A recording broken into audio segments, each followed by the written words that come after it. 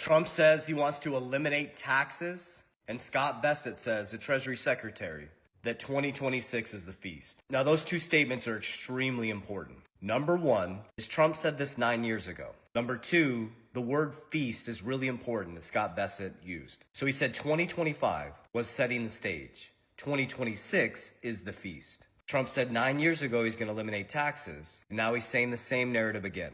So what we need to understand is how to navigate this. You don't need the next best crypto, the next best investment. You need to understand the word feast, famine. Over 200 years, there's been 30 massive market collapses. You need a system, not the next best crypto, not the hype, not the hopium, a system. Because just like Scott Bessent said, they set the stage for the feast. You need to understand economic cycles. Now remember, before 1913, we used to tariff other countries. Then after 1913, going into 1915, the 16th Amendment, making income tax constitutional, was designed to tax the wealthy, but it bled down into the middle class and the working class. And so since 1913, the Federal Reserve, which is a federal nor reserve, has collapsed our dollars 96 to 97%. We stopped tariffing other countries and started taxing our own people, which put us into a monetary debt enslavement system. So now Trump is stating he's going to eliminate taxes. He said that 9 years ago. I wouldn't bank on any of this stuff. I would prepare. Don't wait for saviors.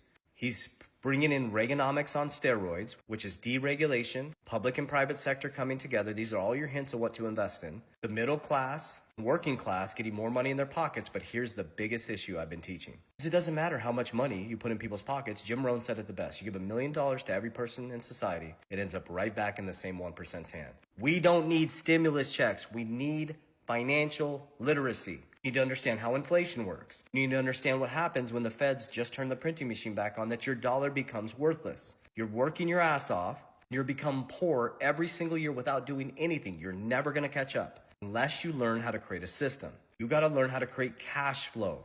If they eliminate taxes or put more money in your pocket and they start giving you stimulus checks, you better learn how to invest because your dollar is worthless. If they lower taxes and they lower interest rates and they print a shitload of money, you actually become poor because the dollar they're giving you becomes worth less and they're taking the printed money and investing in assets. It's not by chance that Trump Media is climbing up in the top 10 in Bitcoin treasuries. It's not by chance that American Bitcoin, Eric Trump, is one of the fastest growing Bitcoin treasuries. It's not by chance that Strategy B is the #1 Bitcoin treasury and BlackRock is the #3 holder in their Bitcoin treasury company, Strategy B, and BlackRock is the #1 holder in Bitcoin. Now, I'm not saying you have to invest in crypto. What I'm saying is you have to learn how to beat inflation. What assets will beat the devaluation of your currency? Why do you think gold and